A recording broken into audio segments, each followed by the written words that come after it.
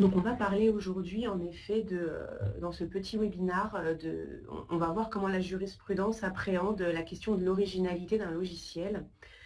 Alors vous savez tous que pour qu'une œuvre puisse bénéficier de la protection du droit d'auteur, il est nécessaire de prouver qu'il s'agit d'une œuvre originale. Et ce critère d'originalité étant bien sûr l'une des conditions de la protection, donc on va y revenir. Alors en pratique, les choses sont un peu plus compliquées, que ce soit pour les œuvres classiques, les dessins, la musique, etc. C'est pas toujours évident de prouver l'originalité de ce type de création. Mais quand il s'agit d'une création technique comme un logiciel, les choses se compliquent encore davantage. Et voilà, on se trouve souvent démunis, on ne sait pas vraiment quelles sont les preuves que l'on peut apporter aux magistrats. Et c'est de ça dont on va essayer de vous parler aujourd'hui. Donc ce dont on va parler, c'est comment la jurisprudence a défini le critère d'originalité en matière de logiciel, puisqu'on va voir que c'est une définition qui est un petit peu différente de celle qui s'applique aux œuvres dites classiques. On va voir quels sont les éléments de preuve que l'on peut apporter à un juge et quels sont au contraire les éléments qui ne fonctionnent pas, les éléments qui sont inopérants. Et on verra enfin quelques bonnes pratiques à mettre en place pour prouver plus facilement l'originalité de son logiciel. Alors, c'est un webinaire qui est proposé donc par l'Agence pour la protection des programmes. Donc, moi, je suis Pauline Puel, je ne me suis même pas présentée. Je suis responsable juridique de l'APP et je suis accompagnée de Cindy Roth, qui est juriste également à l'APP. Et nous allons vous présenter ce webinaire ensemble. Donc, l'APP, c'est un organisme qui existe depuis 35 ans maintenant et qui intervient dans la protection des créations numériques et qui propose pour cela différents services à ses adhérents, dont le principal est la possibilité de faire des dépôts probatoires. On va d'ailleurs en parler un petit peu tout à l'heure. Et on propose tout un autre écosystème de services autour de la protection des créations numériques. N'hésitez pas à nous contacter si vous voulez davantage de renseignements à ce sujet. Mais aujourd'hui, on va se concentrer sur notre sujet de l'originalité des logiciels. Alors, par principe, une création peut bénéficier de la protection par le droit d'auteur. Pour qu'elle puisse bénéficier de cette protection, elle doit remplir plusieurs conditions, et notamment 3. Donc la première, il faut savoir qu'en droit de la propriété intellectuelle, donc, ce sont les œuvres de l'esprit qui sont protégeables par le droit d'auteur. Donc le Code de la propriété intellectuelle dresse une liste de ces œuvres de l'esprit. Et il faut savoir que depuis la loi de 1985, les logiciels ont intégré cette liste. Ensuite, deuxième condition pour bénéficier de la protection par le droit d'auteur, il faut qu'une création doit être, la création doit être suffisamment matérialisée, suffisamment formalisée. Ça peut se présenter sous la forme d'un écrit, par exemple, qui n'est pas forcément achevé, mais en tout cas, c'est pour les distinguer des idées et des concepts. Donc, tout ce qui demeure dans l'intellect d'un auteur n'est pas protégeable par le droit d'auteur. Il faut savoir qu'en matière de logiciel, donc les fonctionnalités du logiciel ainsi que les algorithmes sont donc considérés comme des idées et donc ne sont pas protégeables par le droit d'auteur. Alors, on pourrait penser que la troisième condition de protection serait le dépôt, comme c'est le cas pour les marques et les brevets, mais en droit d'auteur, ce n'est pas le cas. Donc, il n'y a aucune formalité préalable à effectuer pour bénéficier de cette protection qui existe dès la création de l'œuvre. En fait, la troisième et dernière condition, qui est d'ailleurs la plus importante, pour bénéficier de la protection par le droit d'auteur, est l'originalité. Donc la création doit être originale. Alors bien que cette condition soit essentielle, elle n'est pas consacrée par la loi. La seule mention à l'originalité est prévue par l'article L112-4 du Code de propriété intellectuelle concernant la protection du titre. En effet, le titre d'une œuvre, dès lors qu'il présente un caractère original, est protégé par le droit d'auteur. En effet, cette condition n'est pas consacrée par la loi, mais c'est la jurisprudence qui l'a créée. Et donc, il faut que la création porte l'empreinte de la personnalité de son auteur.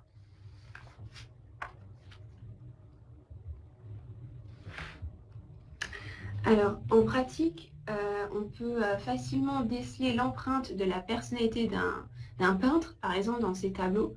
Par contre, il sera plus difficile de déceler cette empreinte dans le code source d'un logiciel. C'est pour cela que l'ouverture du droit d'auteur à des créations plus techniques, comme les logiciels, a conduit la jurisprudence à adapter la définition de l'originalité. Et c'est par l'arrêt Pachot du 7 mars 1986 que la Cour de cassation a considéré qu'il fallait qu'il y ait un apport intellectuel de l'auteur. Et cet apport se caractérise par un effort personnalisé allant au-delà de la simple mise en œuvre d'une logique automatique et contraignante. Donc c'est par cet arrêt fondateur de 1986 que cet arrêt passe du critère de l'empreinte de la personnalité de l'auteur à celui de l'effort personnalisé. Et donc, par de nombreux arrêts, la Cour de cassation a eu l'occasion de confirmer cette position. Et c'est notamment le cas de la première chambre civile de la Cour de cassation du 17 octobre 2012, qui, par cet arrêt, elle rappelle qu'un logiciel est protégeable par le droit d'auteur s'il est démontré que les choix opérés témoignent d'un apport intellectuel propre et d'un effort personnalisé de l'auteur du logiciel. Dans cet arrêt, elle a d'ailleurs reproché à la Cour d'appel de s'être contentée d'énoncer que le logiciel est original parce qu'il apporte une solution particulière à un problème donné, ce qui ne constitue pas la définition posée par la Cour de cassation. Alors en pratique, il faut savoir qu'il revient à celui ou ceux en tout cas qui se prévalent d'une protection par le droit d'auteur de prouver que l'œuvre dont il souhaite la protection est originale. Donc c'est bien à l'auteur de prouver que son logiciel est original. Et c'est par un jugement du tribunal de grande instance de Lille du 26 mai 2016 que le tribunal a débouté une société qui éditait des logiciels de sa demande en contrefaçon car elle n'avait pas apporté les éléments nécessaires pour prouver l'apport créatif. Et en l'espèce, il faut savoir qu'il s'agissait d'un rapport d'expertise qui était composé d'une simple description des fonctionnalités du logiciel et donc qui ne prouvait en rien que le logiciel était original. Alors justement, dans cette affaire, en 2018, c'est la Cour d'appel de Douai qui a confirmé la position du tribunal et a expliqué l'absence de preuves par le fait que dans certains secteurs très réglementés, comme en l'espèce c'était les archives publiques, il peut être difficile de démontrer l'originalité d'un logiciel justement du fait de ce secteur réglementé. Alors, elle avait en effet considéré que le secteur des archives, comme je vous le disais, contraint et codifié, ne laisse que peu de place au choix et au libre arbitre de l'auteur du logiciel, de sorte que la créativité s'en trouve forcément bridée. Alors, on a vu quelques exemples de jurisprudence qui consacrent et qui rappellent cette nécessité de démontrer un effort personnalisé, comme l'a dit l'arrêt Pachot, un effort personnalisé allant au-delà de la simple mise en œuvre d'une logique automatique et contraignante, et la nécessité de démontrer la marque d'un apport intellectuel. Ici, sur cette slide, vous avez quelques exemples de jurisprudence qui, elles, on va revenir dessus, ont mis en avant des critères qui sont inopérants pour les juges, donc des éléments qui ne permettent pas de démontrer l'originalité. Dans une première décision de la Cour de cassation du 14 novembre 2013, il s'agissait ici de deux auteurs qui estimaient que le logiciel de comptabilité qu'ils avaient créé avait été contrefait par Microsoft qui, selon eux, commercialisait un logiciel similaire. Donc dans cette décision, les demandeurs ont fourni un rapport d'expertise qui se bornait à étudier le langage de programmation, les algorithmes et les fonctionnalités du programme. Alors on l'a dit déjà, et puis vous le savez certainement, que ce sont trois éléments, le langage de programmation, les algorithmes et les fonctionnalités, qui ne sont pas protégés par le droit d'auteur, déjà dans un premier temps, et qui ne fournissent aucun élément, selon la Cour, permettant de justifier de l'originalité des composants du logiciel. Donc ce qu'aurait aimé la Cour, c'est qu'on lui soumette des lignes de programmation, le code ou l'organigramme ou même le matériel de conception préparatoire du logiciel, elle le dit dans sa décision, et ces éléments-là lui auraient permis peut-être d'apprécier l'originalité du logiciel, mais à aucun moment ce rapport d'expertise n'a permis de le faire, donc les demandeurs ont été déboutés. Dans une autre décision, cette fois de la Cour d'appel de Rennes du 13 mai 2014, Cette fois, on était en présence d'une salariée qui réalisait des sites internet pour des clients qui étaient des sociétés ou des administrations locales. Elle a été licenciée et elle a signé en contrefaçon son ancien employeur en lui reprochant d'utiliser sans son accord ses créations. Là encore, la Cour a dit que cette salariée ne démontrait pas l'originalité de sa création pour 3 raisons. D'abord, ses créations étaient très classiques, selon la Cour. Donc classiques parce qu'elle s'était contentée d'insérer des cadres colorés et dynamiques sur les sites internet qu'elle créait. Elle s'était contentée aussi de reprendre des photos qui illustraient tout simplement l'activité des sociétés pour lesquelles elle intervenait. Donc à titre d'exemple, elle devait faire un site pour une société qui faisait des appareils de levage. Elle avait mis une photo d'appareil de levage. Voilà, donc ça c'est le premier point, des sites très classiques. Le deuxième, c'était une autonomie très limitée de la salariée qui devait suivre des instructions très précises qui lui étaient données par les clients. Et le troisième point qui a été relevé par la Cour, c'est que quand bien même cette salariée faisait preuve d'une technicité certaine dans son domaine et d'un savoir-faire important en matière de graphisme, ces éléments-là, donc technicité fonctionnelle et savoir-faire certain, ne peuvent pas se confondre avec la créativité et l'originalité qui implique la création d'une œuvre de l'esprit. Donc là, ce que dit la Cour, en synthèse, c'est que la technicité fonctionnelle n'a rien à voir avec l'originalité ou la créativité. Donc là encore, la salariée avait été déboutée de ces demandes.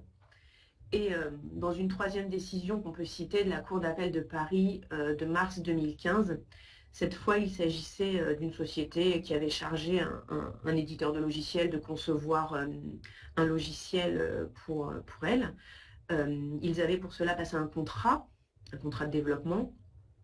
Et bon, il y a eu un litige entre eux, une assignation en contrefaçon. Et là encore, le demandeur est débouté de ses demandes parce qu'il n'arrive pas à prouver l'originalité de la création. Tout d'abord parce qu'aucune des pièces qui avaient été apportées dans le cadre du litige ne contenait de description du code source. Deuxièmement, parce que le logiciel reposait sur un concept qui, a priori, était original, mais le fait que le concept soit original ne signifie pas que le logiciel qui en découle est lui-même original. Ça, c'est ce que dit la Cour. Et le troisième point, c'était que le fait que le contrat passé entre le client et l'éditeur de logiciel, le fait que ce contrat indique je cite, l'œuvre est originale, cela ne rend pas le logiciel pour autant original. Ce n'est pas parce qu'on l'affirme dans un contrat que le logiciel en devient original.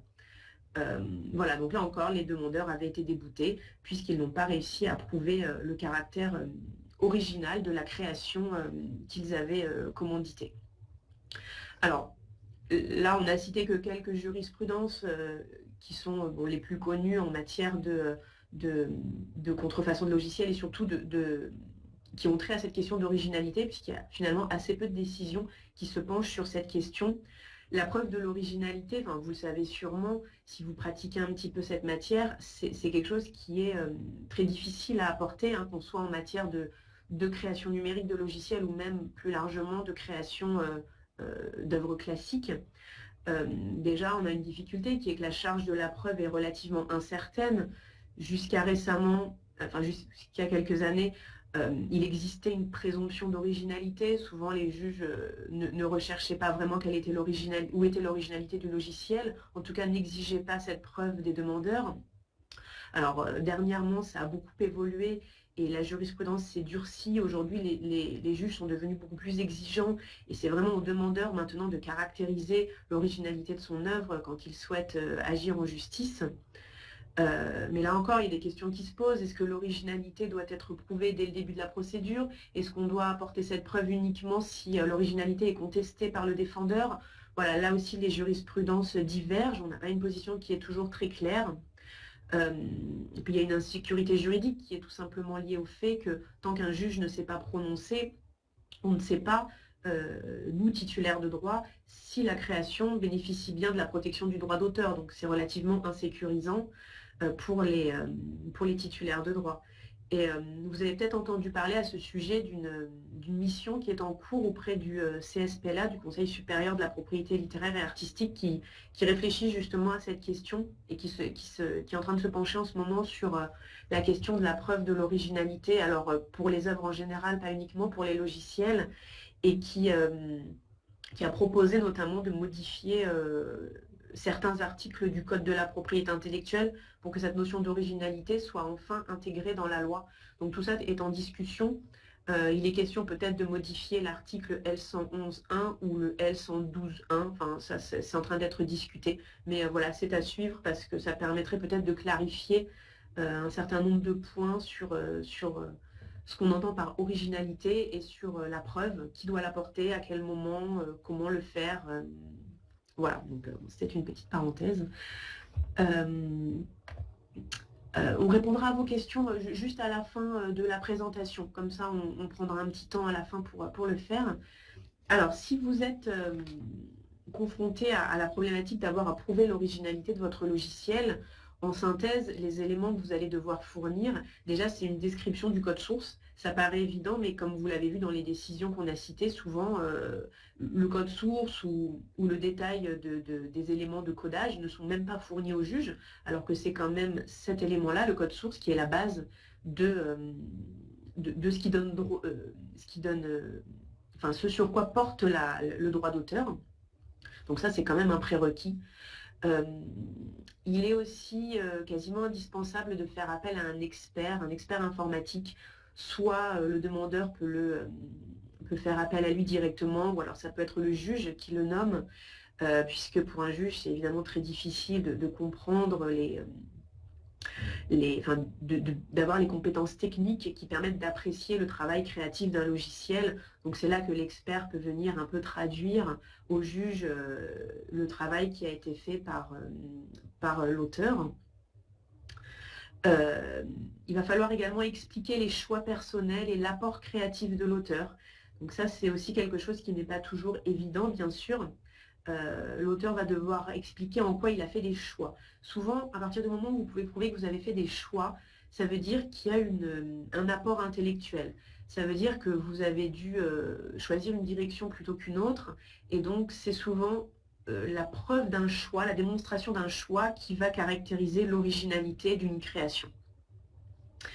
À l'inverse, il va falloir également démontrer, en tout cas essayer de démontrer, que le logiciel ne résulte pas de la simple mise en œuvre d'une logique automatique et contraignante. Ça, c'est ce que nous avait dit Larry Pachot, puisque dans ce cas-là, si l'auteur en fait n'a pas eu le choix de programmer son logiciel de cette façon-là, s'il n'avait pas d'autre option, ça veut dire qu'il n'a pas fait preuve donc, de choix et donc qu'il n'a pas fait preuve d'apport intellectuel propre et donc qu'il n'y a pas eu d'originalité.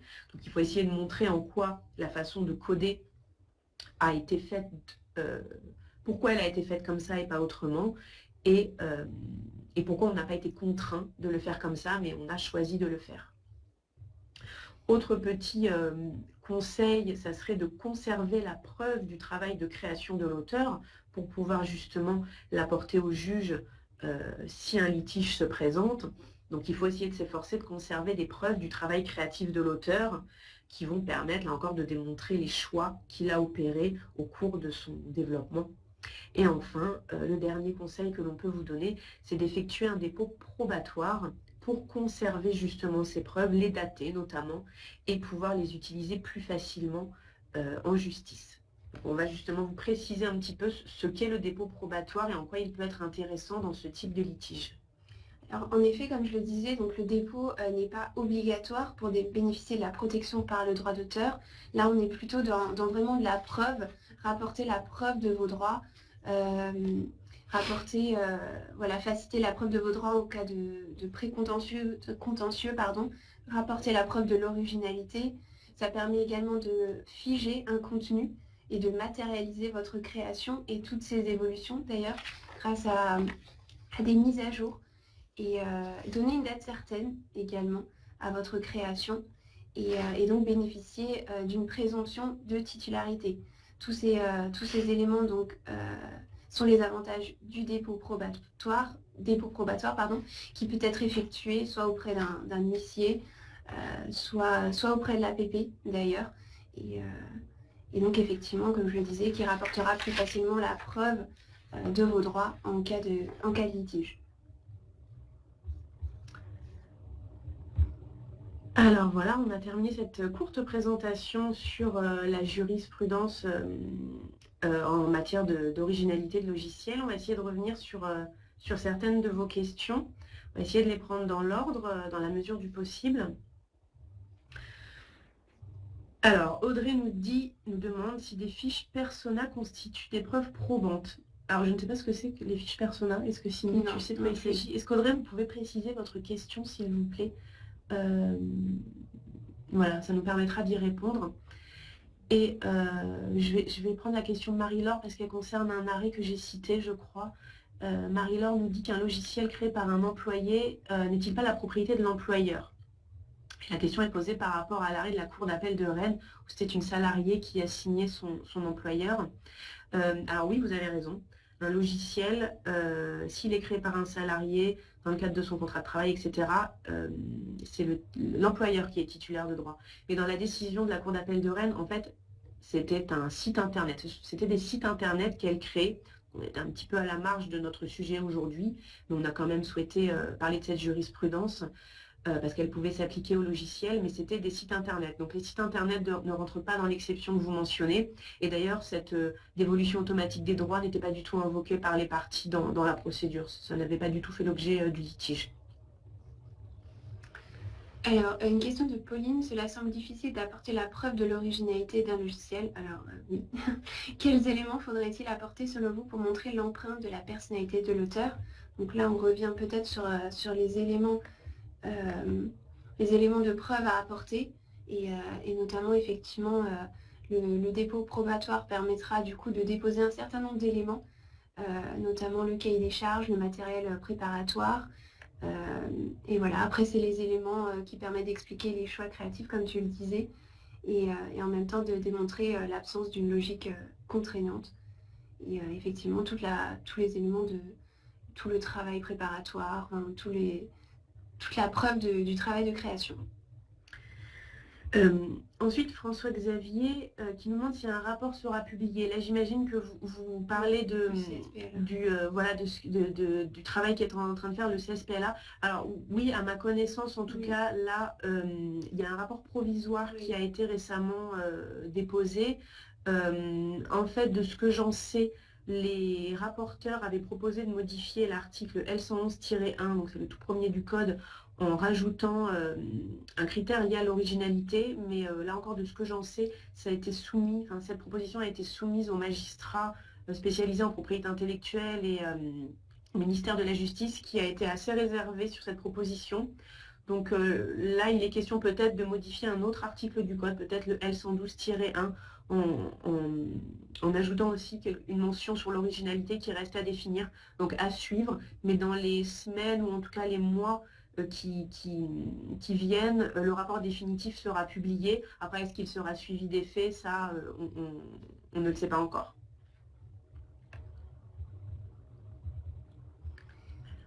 On va reprendre vos questions pour essayer de ne pas en oublier. C'était celle-là. Celui d'Olivier. Un dépôt à l'APP donne-t-il une preuve de précédence temporelle dans le cas d'un litige? Alors effectivement, du coup, le dépôt APP permet de donner une date certaine, si c'est ça l'objet de la question, de prouver l'antériorité, que vous avez l'antériorité sur une création et tous les documents, le cahier des charges, etc. Une question de Christian. Le dépôt probatoire peut-il être postérieur à la mise en exploitation du logiciel ou doit-il forcément être antérieur? Je crois que j'ai perdu la question. Oui, là. Voilà. Le dépôt probatoire, vous le faites quand vous voulez. C'est pas un dépôt qui va créer des droits, c'est un élément qui va apporter de la preuve. L'idéal, c'est de le faire le plus tôt possible, puisque plus le temps passe, plus la date de votre dépôt, cette date probante va être lointaine.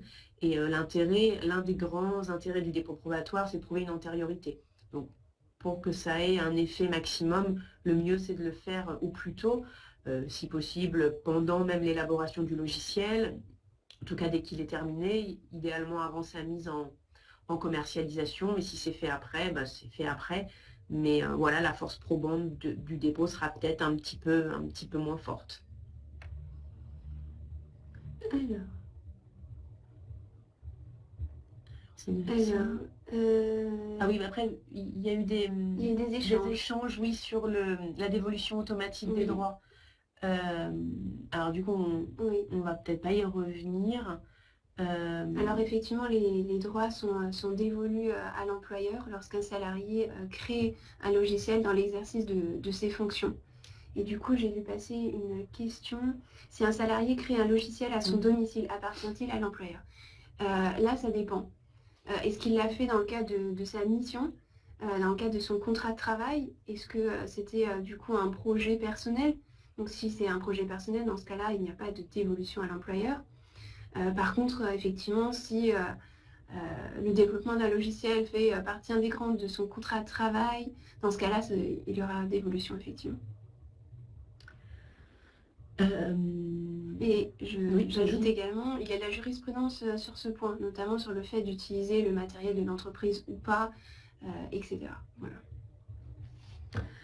Alors, Pauline qui nous demande quelle est la différence entre fournir le code source et fournir une description du code source. Bah, fournir le code source, ça va être donner ses lignes de code au juge qui va peut-être pas savoir quoi en faire s'il n'est pas expert informatique. C'est pour ça que souvent le juge va demander le code, mais va aussi nommer un expert informatique qui va être là pour lui décrypter ce code, pour le rendre intelligible au juge qui n'est pas un technicien la plupart du temps.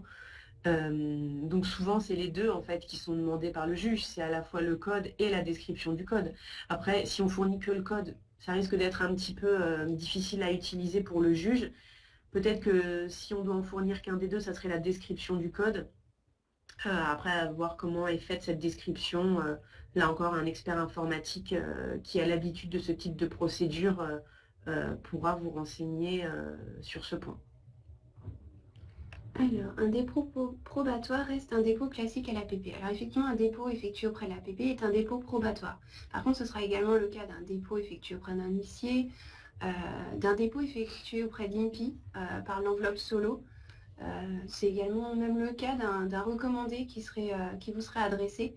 Voilà, tous ces éléments, ils sont plus ou moins, ils sont plus ou moins intéressants, mais ce sont tous des dépôts probatoires. Alors, c'est marqué qui nous dit « Les développeurs nous opposent souvent le caractère théorique de ces dépôts probatoires, d'une part, car il est difficile de prouver l'originalité du logiciel, mais également car il ne serait pas adapté au domaine qui évolue très vite. » Alors déjà, le dépôt probatoire, il n'a pas du tout pour vocation de prouver l'originalité, ce sont deux choses différentes. Le dépôt probatoire, comme on l'a dit, va vous permettre de dater, de figer la création, de la dater et de bénéficier d'une présomption de titularité.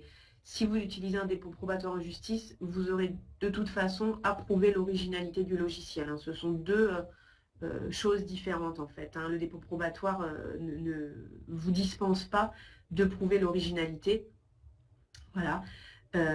Et après, c'est vrai que le domaine du numérique et des logiciels évolue très vite, ça c'est certain. Alors aujourd'hui, il y a des outils, que ce soit à l'APP ou ailleurs, qui permettent de faire des dépôts un peu à la volée, de s'adapter aux évolutions du logiciel. Mais oui, après, forcément, déposer, ça veut dire rassembler tous les éléments du logiciel en un seul corpus.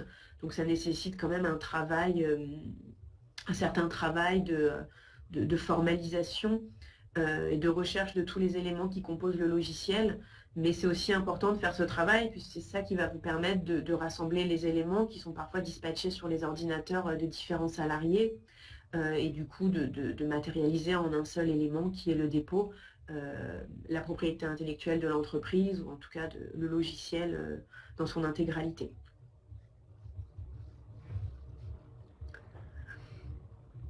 Alors, il semblerait qu'il n'y ait plus de questions. De toute façon, si vous en avez, vous avez nos coordonnées à la fin sur la dernière slide de la présentation. Cette présentation, je crois que vous pouvez la télécharger sur le site web Ikeo. Et voilà, si vous n'avez pas d'autres questions, on vous remercie par avance, enfin on vous remercie de votre participation et on vous donne déjà rendez-vous l'année prochaine pour une nouvelle série de webinars de l'APP. Le calendrier n'est pas encore tout à fait arrêté, mais vous aurez bientôt le programme du début de l'année prochaine sur notre site. Merci à tous. Merci.